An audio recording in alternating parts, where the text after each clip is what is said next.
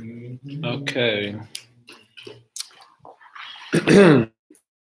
Oma Gyana Timirandasha Chakshuna Militam Yena Tasmai Shri Guruve Naha. Hare Krishna. So we're looking at chapter 14 today of Bhagavad Gita. So chapter 14 is known as Triguna Vibhaga Yoga. That is the title of the chapter. The word Vibhaga means division. And Triguna refers to the three gunas of material nature: Sattva guna, Rajaguna, and Tamaguna. So the yoga of the divisions of the three gunas, that is the subject of the title. In the chapter, we encounter Krishna describing what the gunas are, how they bind, how they influence us, what is the result of their influences, how you attain certain destinations according to which guna is influencing you at the time of death. And he talks about going beyond the gunas. That leads to Arjuna asking a question about one who has gone beyond the gunas, and then what is his symptom, what is his conduct, how did he go beyond the gunas, and then Krishna answers those questions, and then the chapter concludes. So that's a general gloss of the chapter. So we'll be trying to look at the whole thing today. As I mentioned in Monday's class, the first 6 chapters and the second 6 chapters of Bhagavad Gita, they have like a general trajectory in terms of topic. In the first 6 chapters, Krishna's discussing predominantly karma yoga. In the second 6 chapters, Krishna's discussing predominantly bhakti yoga. But in the last 6 chapters, which taken together are known as the Gyan section of Bhagavad Gita, there isn't like a straightforward trajectory. Basically, the last 6 chapters of Gita are kind of like auxiliary knowledge of where Krishna is more or less expanding in greater detail on topics that he's only touched on earlier. And he also kind of synthesizes some of the ideas that we've heard in all the chapters earlier. So each chapter can, in one sense, can kind of exist by itself. And by studying it, you can get deeper understanding of points that were only glossed by Krishna in his beginning discourse in the first 6 or second 6 chapters of Gita. So in chapter 13, we heard that there were 6 questions, and the last of the 6 questions was about Prakriti and Purusha, you remember. So Krishna had mentioned that both Prakriti and Purusha meaning, there were 2 types of Purushas. You remember 2 types of Purusha? Or Kshetragya? You were online, right? Yes, so you remember one Purusha is the soul, another Purusha is the super soul. So this Purusha, Krishna mentions in 1320 that the Prakriti and Purusha, they are both eternal. But Prakriti is eternally in a state of change or flux, and the Purusha, the individual soul, is unchanging in its nature. That unchanging Purusha is standing in Prakriti or situated within Prakriti, Krishna mentioned. Purusha Prakriti Sohi Bhunkte Prakriti Janguna. And he is trying to enjoy the products of the gunas. Right? You remember this verse? We discussed it Why you want to enjoy the products of the gunas? Why you want to enjoy products of the gunas? Huh? Yes. Yes, because Krishna Karanam Guna Sangasya. Because of association with the gunas of nature. So we mentioned this in Monday's class. There are Guna Sangha, there are Sadhu Sangha, there are Isha Sangha. So we always do Guna Sangha because that is inevitable. We're in the world of the Guna. So wherever you go, Guna Sangha is right there with you. Shastra recommends we do Sadhu Sangha and we do Isha. Isha Sangha means the Supreme Lord. You associate with Supreme Lord. And do Sadhu Sangha. But if you don't do Sadhu Sangha, you don't do Isha Sangha, then only one Sangha is left for you, Guna Sangha. And how's that working out for you in terms of your happy life? How's it working out?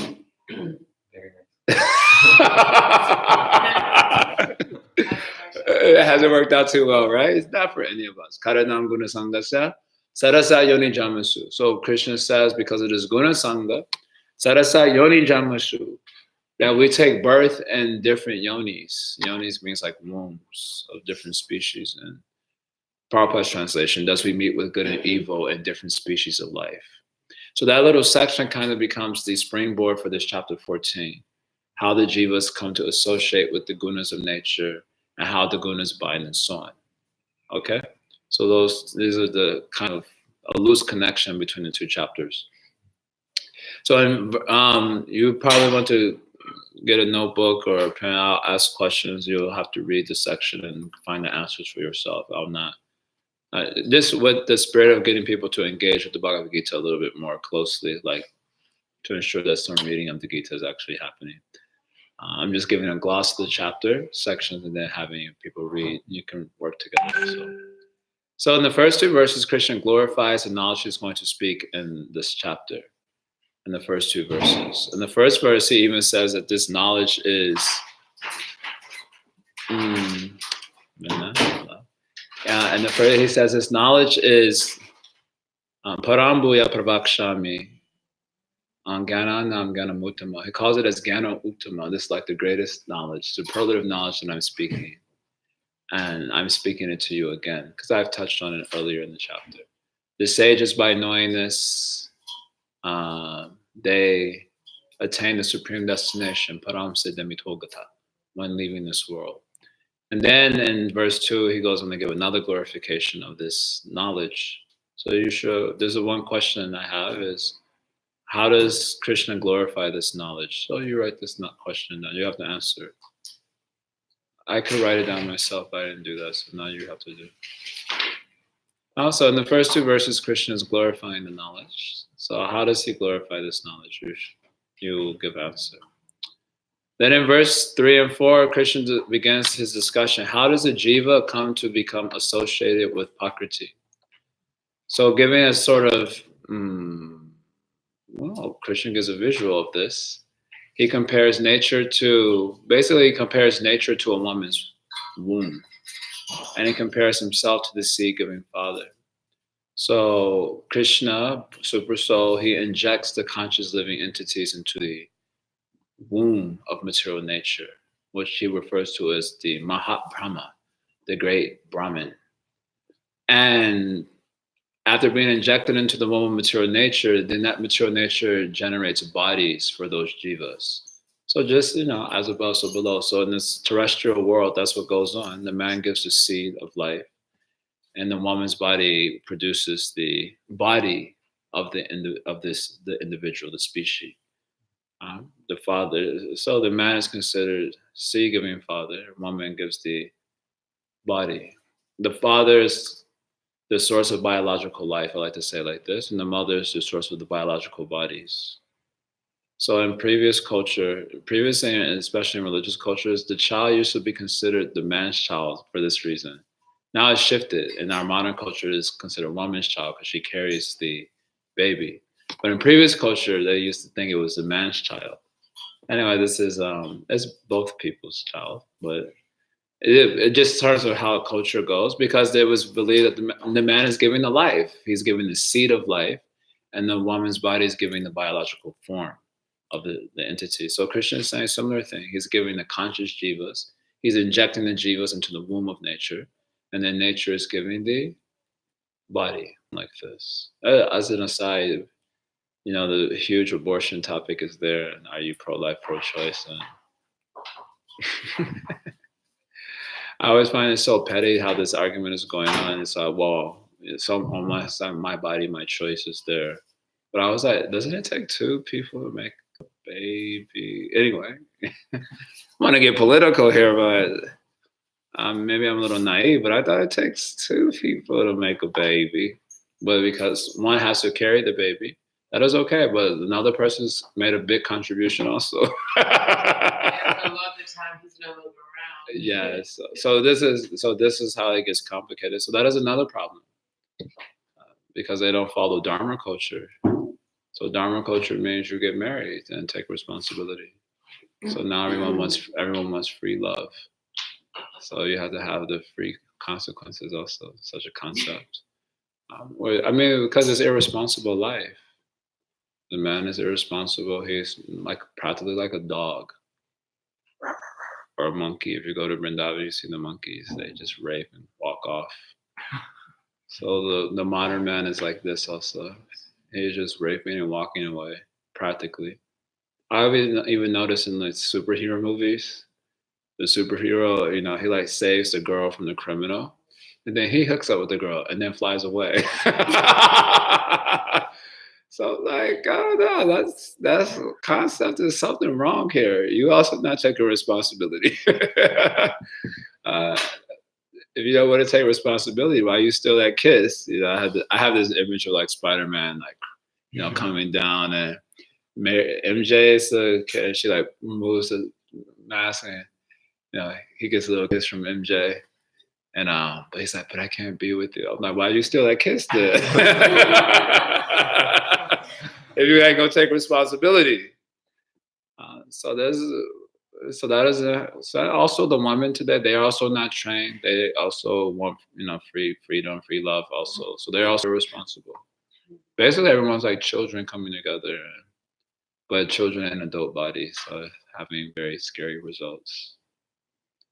Otherwise, Dharma culture is like this: you get married and take responsibility, and then there should be a little less confusion if you're trained to take responsibility. So then, father is giving biological life, mother gives biological body. So in verse 2-4, Krishna gives very similar image of how the jivas become injected into Prakriti. So in verse 5, Krishna goes on to say, so he switches gears. So now that we've discussed how the jivas come to, that is second question. How did the jivas come to associate with Prakriti? So you answer this. I've just given an answer, but it's just to make sure that it's going inside. So then in verse 5-9, Krishna begins to describe the gunas themselves. So he says that the gunas of Sattva, Rajas, and Tamas is born from Prakriti. Guna Prakriti Sambhava. He uses the word Prakriti Sambhava, means the gunas are born from Prakriti. Prakriti Sambhava. Of course, the nature, gunas are not just born from Prakriti, but the gunas are Prakriti. Or you could say Prakriti is essentially the gunas. Prakriti is comprised of the gunas, and then it produces objects made of gunas also. So when Krishna says Prakriti Sambhava, that the gunas are born of Prakriti, he's just talking about the gunas in a different phase of manifestation. Basically, the gunas have two broad stages of manifestation. One stage is called pradhan. The word pradhan means the state of the gunas and equilibrium. The way I like to describe it, this is probably not the best way of describing it. The way I like to describe it is like if you have all the ingredients in a mixing bowl, but they have not mixed together, they're just all sitting there. So when the gunas are just sitting there in a state of balance or equilibrium, that state of nature is called as pradhan. And then when the gunas start to mix together and produce things, then that is called as Prakriti. It is the same Prakriti only, but one is in a state of equilibrium and one is in a state of agitation. So when Krishna says in verse 5 that the gunas are born of Prakriti, he's talking about in a state of agitation. But actually, Prakriti is itself essentially just comprised of gunas.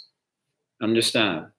So then he goes on to say in verse 5 that these gunas born of Prakriti, they bind the jiva to his body. Dehi nam avayam. They bind the imperishable jiva to his body. So the gunas of nature bind the jiva to his body. So that's verse 5. So in verse 6, 7, 8, he describes how sattva binds, how rajas binds, and how tamas binds, respectively. And then in verse 9, he gives a summary of what he has just spoken. So you tell me, give the answer to this. How does rajas bind? How does sattva bind? How does tamas bind? And verse 9 is just a summary of what he has just spoken in those verses. You understand? After saying the gunas are born of Prakriti, then Krishna says how they bind. So then he switches gears. In verse 10, he describes how the gunas are always in flux. So they're always moving around. First of all, they move around together. They're like, in one sense, they're like three bullies. You know how bullies, they always roaming around together because they're actually little punks. So they don't want to be caught by themselves and get popped. So they always roaming around together. Yeah, when I was in high school, Because the bullies loved those some jai out boy, and but I wasn't an easy target because I used to always fight back. So the bullies used to always make sure if they were going to jump you, they are always together. They were never one-on-one because that was too risky. Because if they got beat up, it would go around the school, boy, their reputation would be finished. So they would always travel together, beat up. So similarly, the gunas are kind of like bullies in that sense. They're always together. So you're never going to have a guna. No one can be purely in one guna in this material nature. So when we say someone is in a particular guna or influenced by a particular guna, that means that guna is just predominant for the time being, and the other two gunas have been suppressed. You understand? So in verse 10, Krishna mentions this, how the gunas are always in flux.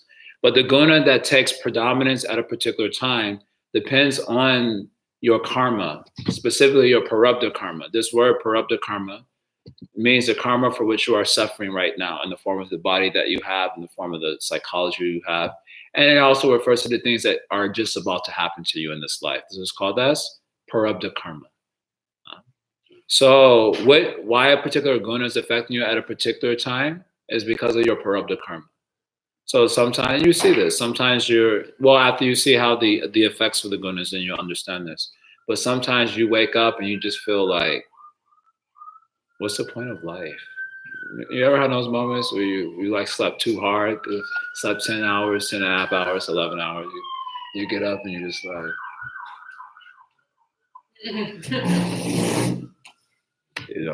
and you're looking at the kitchen knives. All right, that's a little dark. I personally never experienced that.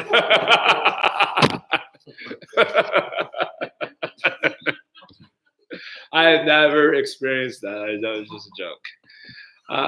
Or sometimes you wake up and you like, as they say in the modern lingo, actually Christian uses the same lingo. You wake up and you thirsty for some water or something else. Actually, when Krishna talks about rajas, he actually uses the word thirsty. The word is Krishna, which is very interesting how this language is used by Krishna. So, or sometimes you wake up and you feel like wonderful, like you're almost like pure.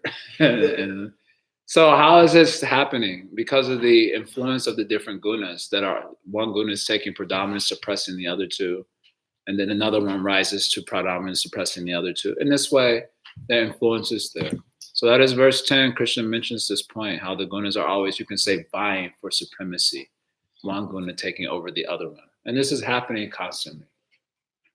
So in verse 11, 12, 13, yes, Krishna speaks about how one can recognize the influence of those gunas. So the gunas are always vying for supremacy. That happens.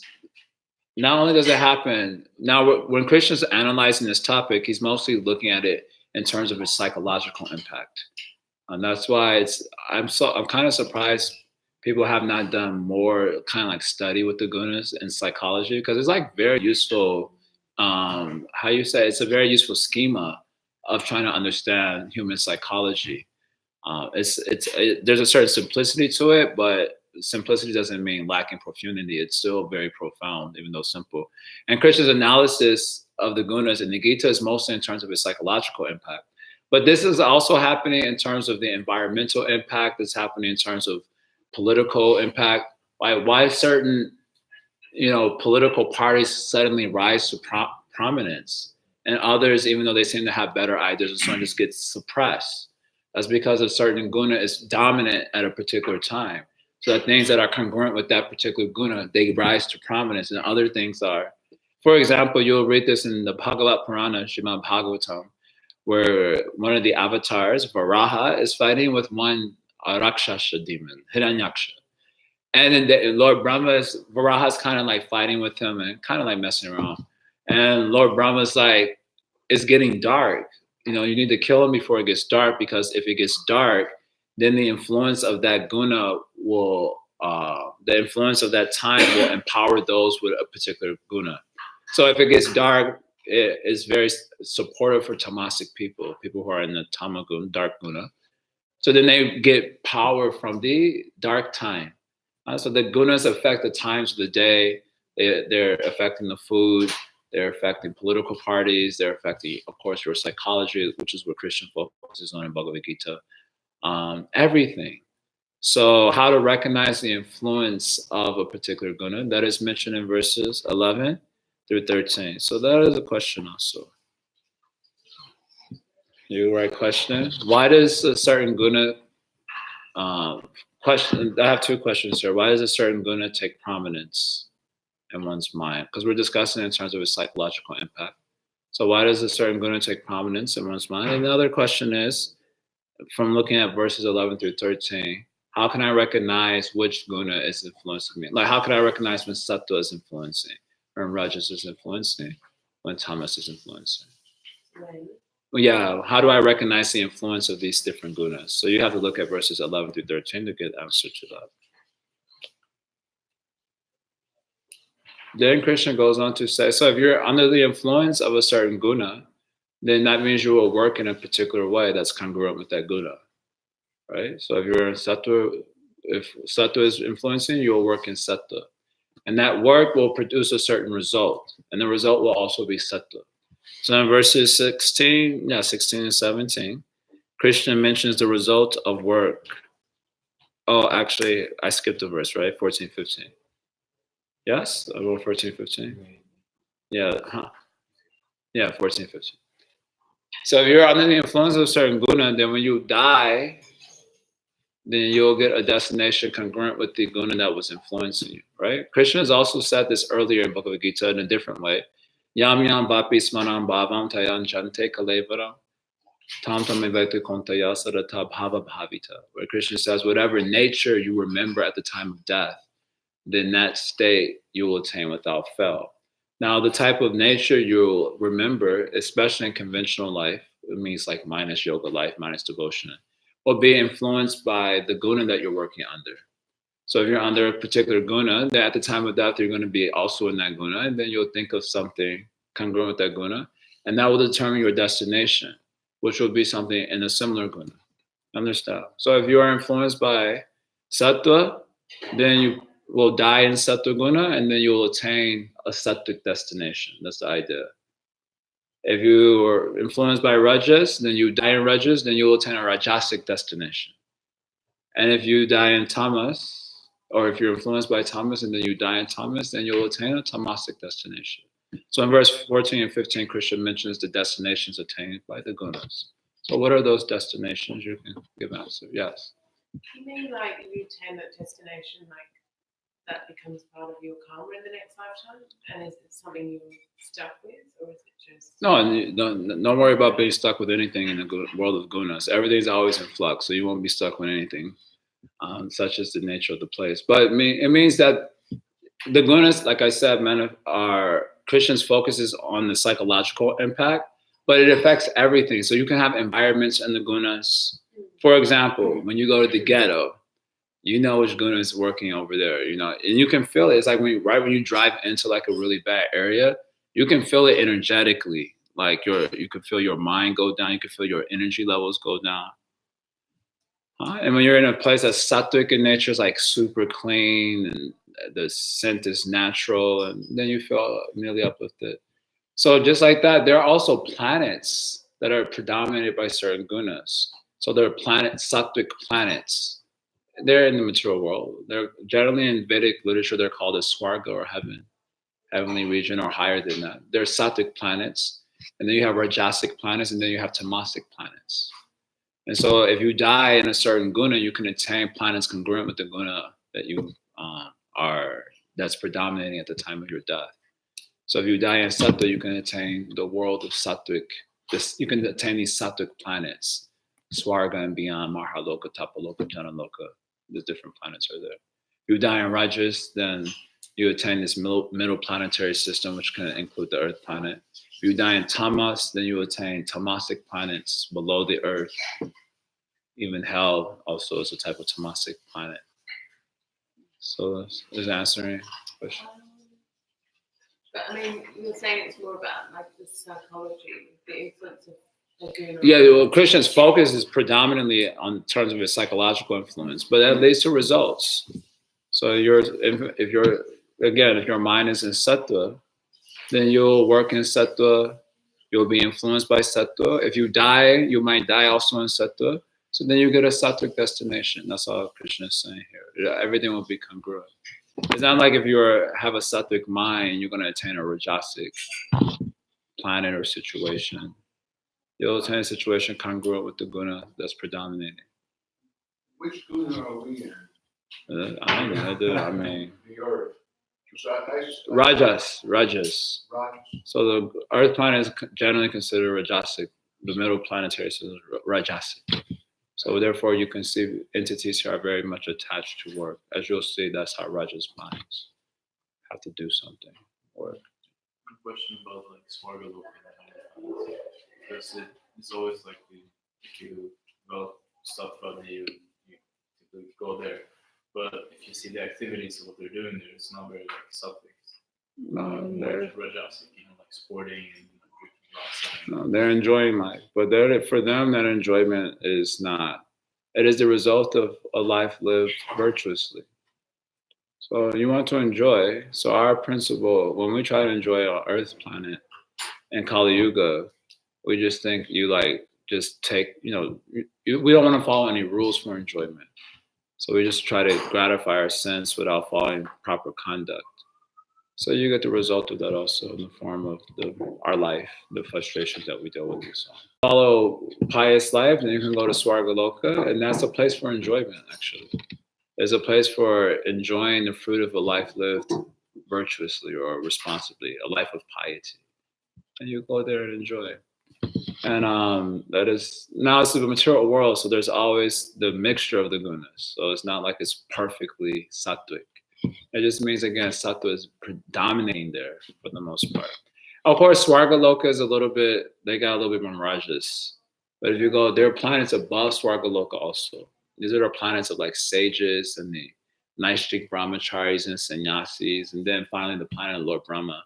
So these places are at a high level of sattva. So they're just like meditating and doing, sage stuff. Swarga Loka is has a little bit more rajasis there, so they're enjoying. But there is no sinful reaction or anything like that. They're just enjoying the result of a life lived piously. So you find out what is the destination if you die in these different gunas. Okay? So 16, 17 is the result of work in particular guna. If you work in this guna, you'll get this result. If you work in that guna, you'll get that result. So what are those results of work in the gunas? You do some enterprise, and it's leading to some suffering. So you're like, why is this happening to me? So you see, because you were working in a particular guna, it leads to a particular result.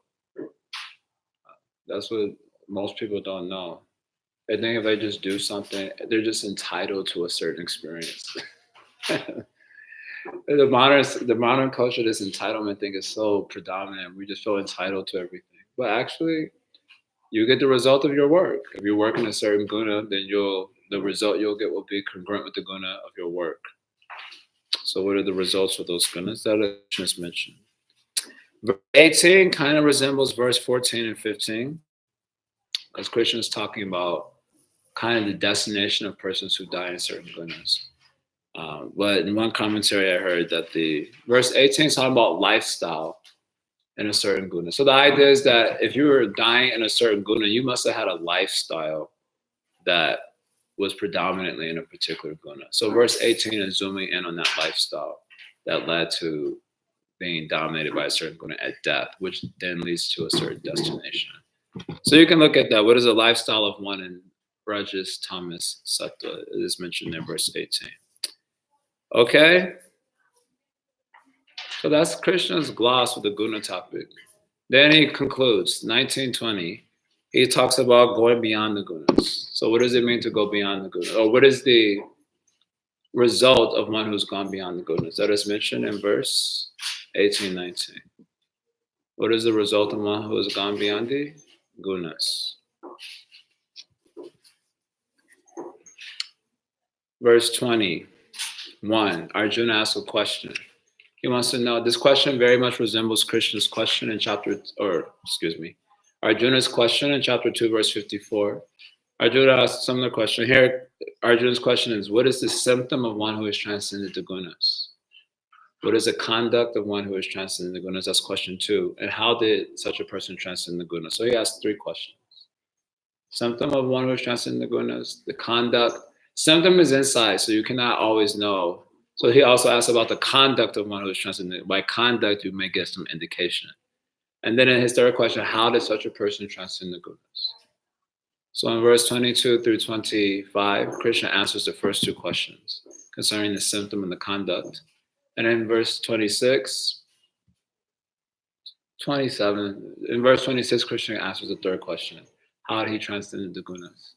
And 27 is kind of like, it's part of his answer to the 3rd question, or it could be related to the next chapter. So we'll look at that particular verse. We're looking at chapter 15, but basically that's how the chapter concludes. You understand? Any questions? Yes. Because now you have to answer these questions I've asked, or you just look at them for 10 minutes.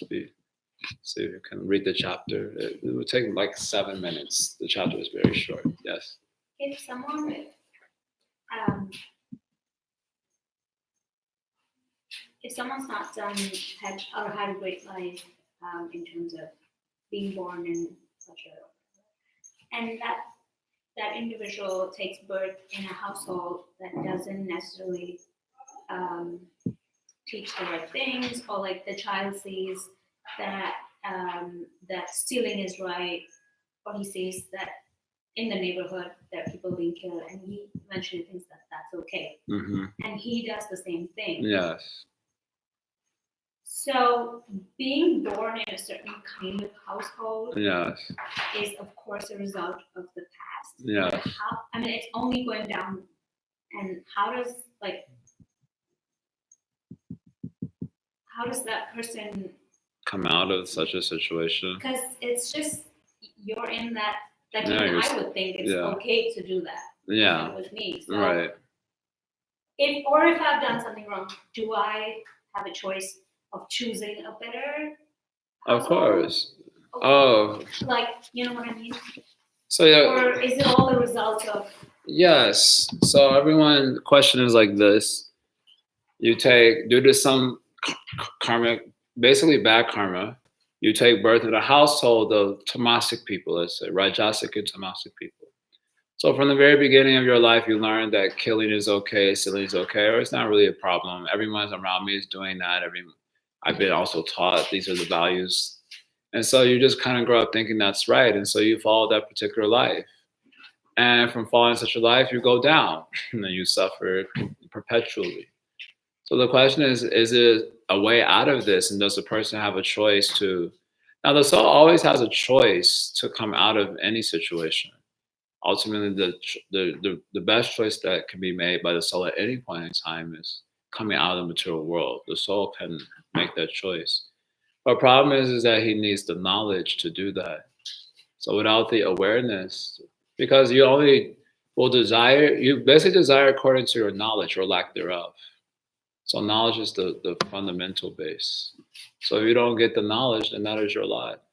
And you suffer perpetually until you, by chance, happen to come across the knowledge that can afford you the opportunity to look beyond such, life of degradation.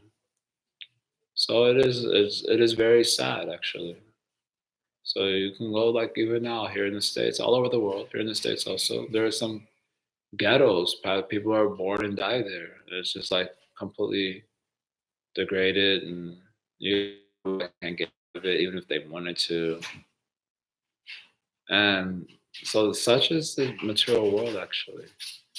Now we're zooming in on like a particular situation, but actually this is the nature of the whole material atmosphere. Whether you're considered a person with a good birth and a good life, and so basically we're all stuck in the material energy. And even what is the value of taking a virtuous birth without this sort of knowledge? For a yogi or for a bhakta, you can read Yoga Sutras also. For a yogi or bhakta, they see basically everyone is suffering. They don't like zoom in on like the guy in the ghetto who grew up learning. They see the person eating at Some fancy. Give me a name. Some fancy restaurant.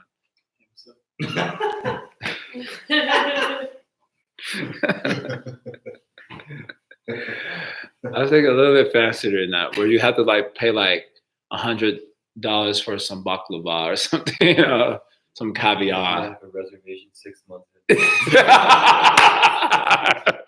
Exactly, make a reservation 6 months in advance. So the yogi, he looks at such person like, oh my God, he's suffering so much. Usually when you give this, like nowadays we'll give like this sort of narrative where it really pulls at your heartstrings, you know. They were born in such a horrible situation. They saw no way out, and it's just like, so sad. But the yogi, when he looks at such persons like this, enjoying life also, he's like, oh. This fellow is suffering because basically without this knowledge, you're forced to cycle in nature. So sometimes you will be born in a nice situation, and sometimes you will be born in this degraded situation. Because that's all the gunas are always shifting around. So you never. That's why I said you'll never be stuck in one guna for too long in this material world because they're always in flux. So sometimes you'll be in one life. You're like for example, in one life you suppose you're enjoying Swargaloka nicely. So that leaves certain imprints of enjoyment in your mind. Then you take birth on Earth planet, and you can never replicate that sort of enjoyment, but you try. And so you end up living a very sinful life in your attempt to replicate that, and then you go down, and then you suffer the results, so that you come back. And like this, the show is going on, samsara. So what you have told, you zoomed in on one example, but what you have actually told is the story of material existence itself. So unless the soul is interested in coming out of the material world, then that is their lot. They just suffer perpetually. And sometimes they call their suffering happiness, and sometimes they call their suffering distress. But for a yogi, all of it is actually, it is suffering. Said for a human. He does not say, oh, what's to this is a quality. And this is dry stuff, not such good. You know? No, it is stool, and the whole thing is to be rejected, huh? If you're into Ayurveda. Huh? If you're into Ayurveda, then it's That is a different thing, though. It's Ayurveda. They don't make distinctions. But a hog, he makes distinction. If he sees some wet stool fresh out of the oven, like I like to say, you have this experience. Only if you go to India, you'll see. If you go to Vrindavan, in Vrindavan, I've seen. So sometimes they pass just on the road. The kids also, the hogs are like, and they run over. They're very excited. So if you're a hog, you make distinction what's stool, dry stool. But human being, oh, it's all stool. So for a yogi, he sees the whole situation is like this, actually. The whole thing. Oh, that person, he's born in the ghetto. Oh, how terrible. Oh, he's born in a very rich, horrible situation. All these fellows are in total ignorance. They don't know. And they're just going to recycle up and down, up and down, up and down, up and down, up and down. And the show is just going on like this. And in one life, you're making a big deal out of everything that's happening to you. You know, you're so attached with your feelings, and then you die, and then born as an animal, and then that life is really important to you, and then you die, and then all you've told is just a sad story of material life. So the only one solution for this problem is spiritual knowledge and coming out. That is the that's kind of our message, and in regards to these sorts of stories. Otherwise, it is very sad. The story you specifically shared is sad, but this is the story of everyone in the material world. It's a very sad story. And it will remain sad until one comes in contact with real knowledge that can get them out of this. So Vedanta says like this, at least. This is not Instagram motivational speaking, obviously. This is straight shooting spirituality, and I hope you're feeling inspired. I'd like to say, feeling inspired to get our shit together, get our knowledge together,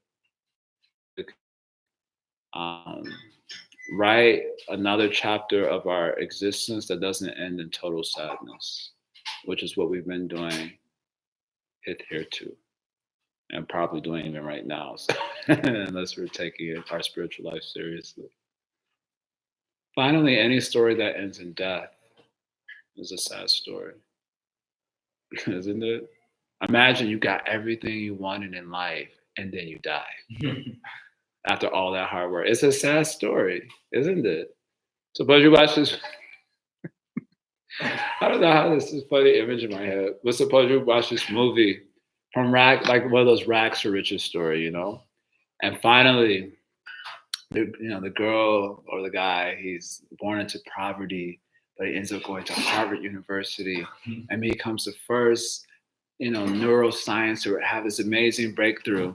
And then on the day of his breakthrough, he's going to give his talk at the podium, and he crosses the street, and the end.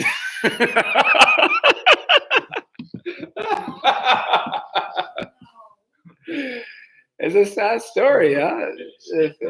And the fact of the matter, everyone's story is like this, actually. Everyone's story is like this. There's no story that isn't like this. Every story is ending in death. That's why Krishna says in chapter 13, we already read this. In chapter 13, Krishna says we should dukkha anudarshana, jama mitu, jara vyadi, dukkha dosha anudarshana. So Krishna says we should constantly observe. Anudarshana means to constantly see the dosha, the fault, in birth, death, disease, and old age, which is what basically characterizes the material world. And particularly that death point, mortality. So any story that ends in mortality is a sad story. So you're saying, well, but they starved to death. Yeah, that's very sad. And here's the other one. He got everything he wanted and he crossed the street and then he died. Or I had a friend, an acquaintance recently, no known drug abuse or alcohol abuse or clinical issues or anything. They just found her dead in her house, her apartment. So she was devotee. And one of our friends went to the wake to find out what was going on. She asked the family, and they said no one knows. They just found her dead in the apartment. And she had just completed first year of law school with flying colors. I think she was like the top of her class, and all these amazing. And then she's dead. And this is a story. It's a sad story. So we want to start writing sad stories. You think of it like the soul, and every life is like another chapter in your book, the journey of your soul. And every chapter is a book, and every chapter is ending in a terrible way. In this life I did, and then I died. And next life, in this life I was a rabbit, and it was a great life until I got ran over by a car. Next life. In this life I was the president of such and such state, but no one liked me, so they poisoned my food, and then I died. In this life, I was a villager, and I had a beautiful wife, but she had a lover, and the lover killed me, and then I died. I mean, in this life, I was a world-class scientist, and then I died. Every story is a sad story in this world. No one's story is uniquely sad in this sense, because it's all culminating in the same point: death. I remember one kid when I was distributing books. He, I don't know, these kids, they're so disrespectful. So I'm a monk, so he was like, "Why are you wasting your time distributing books?" And I said, "Well, what's the difference between you and me?" So I asked him if he was an atheist. He said yes. So that's why he said I was wasting time. So I said, I have a question for you. What happens to us after we die? Then he said, we cease to exist. I said, if we cease to exist, then you and I are both getting the same result from our activities, namely ceasing to exist. So by all whatever you're doing, which you call useful, is also a waste of time because it will culminate in you ceasing to exist. And whatever I'm doing will also culminate in ceasing to exist. I said that means that the only difference between you and I is that you're spending $40,000 a year to cease to exist. and I'm just having a good time. So who is more intelligent? Because he's a student, he had to spend $40,000 a year at this university. So I said, who is more intelligent? For all your hard work, all you will do is cease to exist. And I'm also just relaxing mostly. Because I would be out there distributing books, but I would mostly be relaxing. Because I would be like sitting down. I always like call the kids, so I'd be sitting down, like, hey, come over. Sit down, slow down a little bit. And I'm like mostly relaxing, having a good time. So I said, who is more intelligent? You're spending $48,000 a year, and I'm free. My happiness is free of charge. Or is it my waste of time is free of charge? You're also wasting time, but $40,000 a year. Am I wasting time and free of charge? So who is more intelligent? I think I am more intelligent. He had a good laugh. He didn't get the book though, but he had a good laugh. So everyone's story is a sad story, actually. There are no good stories, actually.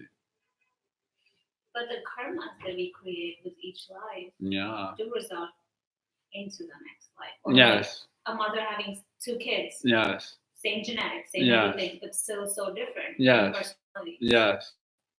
This is going on. So our point is to stop this storytelling, this mundane storytelling. It's not a good story. So yeah, by this karma you get this story, by that karma you get that story. It's going on. But spiritual life means to stop the storytelling. It's not a good story. We want to do one last story, the story that leads us to the world beyond. And then if people read that story, then they can also get the cue how to go beyond. That is a good story. So when you read the Srimad Bhagavatam, it's full of good stories, right? Because you say how they live this life, and then they practice devotion, and then they attain the world beyond. So the Shastra is interested in telling those stories for the souls, so they can stop this sad storytelling that's going on, which they call their lives, which is perpetually suffering. Either you suffer that you've described, I was born in a terrible neighborhood, this, that, or you suffer where you get everything you want and you still feel dissatisfied. Ooh, that's a real pincher. These are, we used to joke about this in growing up in the black neighborhoods, at least. We used to joke that you never hear about too many black people committing suicide. It used to be a joke for us. He said because we all so broke that we just always have the hope of attaining like something more. But the people, you hear so many people with affluence killing themselves. The children are killing themselves. Because that must pitch so much harder that you can actually achieve your heart's desire, still you are satisfied. That's a nasty, nasty story. At least you got the rags to riches story. It's like, wow, beautiful, you achieve. But here you already have everything and you feel completely unhappy. And you're trying hedonism, that isn't working. You're trying this and you're trying that, and it's not working. So that means every story is a sad story. When I go to these, I like period movies, like movies from like 1800s, 1700s. I don't know why I find those movies so interesting. But you see a lot of these movies where there's like kings and queens and so on, and you see their lives are like miserable. Like they're the kings of the country. They're like some duke or something. They have like a lot of opulence, but they have like the level of complication and craziness in their life makes you feel kind of all right just being poor and like provincial. So they have rich people problems and then they die. And then we have poor people problems and then we die. So no need to zoom in on the sad stories of this world. They're all actually sad. And although one conventionally looks uniquely sad, well, they're actually not unique stories because they all culminate in the same point, death. And the people protesting the different stories are just protesting the same point. They're protesting death, actually. So we're also saying that we have a solution to this death, but you have to go beyond the goodness to achieve it. They're like, we have to help save the animals from their stories protesting death. Finally, that is the point they're protesting. If we don't do this, then we can die. If we don't do this, the heat on the planet will increase, and then the ice caps will melt, and then there will be water that will flood over. So you're saying you're afraid of death. Actually, that is your point. It is actually only one point that is being made. They do not know though that this world is characterized by death. So no, therefore, devotees or people who are into this yoga philosophy, they don't actually find any of these stories very unique. That doesn't mean you can't get involved with these things. I don't want to dismiss people or devotees who are interested in those things. But just saying that as far as the yogic mind is concerned, they don't find any of the stories uniquely sad. Because they're all in the same point. And the frustration is because of that point only. The frustration is with death. So how you get beyond this death, you have to go beyond the gunas. And how you go beyond the gunas, Arjuna is told 1426. But our time is up, so you can go and answer these questions at home. So you should answer these questions so you can get just to engage with Bhagavad Gita and see, okay, how does this mode by? How does that? What is the influence? That's why I've been covering the chapters like this to get people to engage with the Bhagavad Gita a little bit more. But nice questions, and yeah, I just wanted to convey this idea that everyone's story in this world is actually very sad. Because when you're minus deep inner life, minus spirituality, it's all a very sad story actually. No story is unique. But there are people in Somalia, and they have to drink out of the sewage line in order to get water because there's no water in the country. I heard this the other day. You're like, oh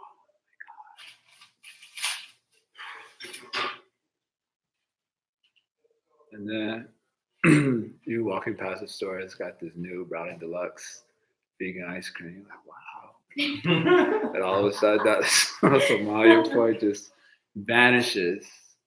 And you're back into your own life, and you're eating your vegan ice cream, and then you die. This is the same story. Someone died this way, someone died this way. But it's so unique. I'm always I go to Washington Square Park is my place, when I get out of the building, I go to Washington Square Park and just sit underneath some tree or something. And I always think, especially when it's crowded, anything crazy can happen. There's so many crazy people in New York and in this area. Today I saw, just for example, one guy was walking by. I saw him in the distance. He walking by with his guitar on his back, like looked like an axe. Like how that, if an axe man would carry the axe. That's how he was kind of holding the guitar. And then when he got close to me and I could see his eyes, he had that like that I'm dead inside look going on, it's like and I was like, man, he just on the verge of just like cracking up. Like he had that look, like one like little thing and he was just, that's it. So when I looked, I was chanting and I looked up and said, I was like, don't look him in the eyes because he just so you like look at him, he's like, like for no reason. Like literally, it can happen like that. It sounds kind of funny, but that's actually what happens. People just crack up. And then they do something crazy, and then people just die. It's just like that. And then when that, let's say I'm the son of someone, so if I die, so my mom is affected, all my friends are affected, and they feel some suffering because of that. Everyone's story is like this. There's nothing unique happening. It's just that, how, it's just like when you watch so many of these movies, especially like the superheroes, they all follow the same, more or less the same plot line. It's not really that unique of a story anymore. That's why a lot of them are boring. Oh, so they're all more or less the same. Yeah, it's the same plot line being recycled with just different characters, different names, and all that. So like that. So also the souls in this world. Only you think your story is unique, but for the yogi, or for the bhakta, or for Krishna, it's not a unique story. It's the same plot line being recycled with different names and different characters. So I want to stop this. Hari Om Tat Sat. Thanks a lot. Jai. So you go and answer these questions if you get a chance and engage with Bhagavad Gita. You can see later online. Thank you.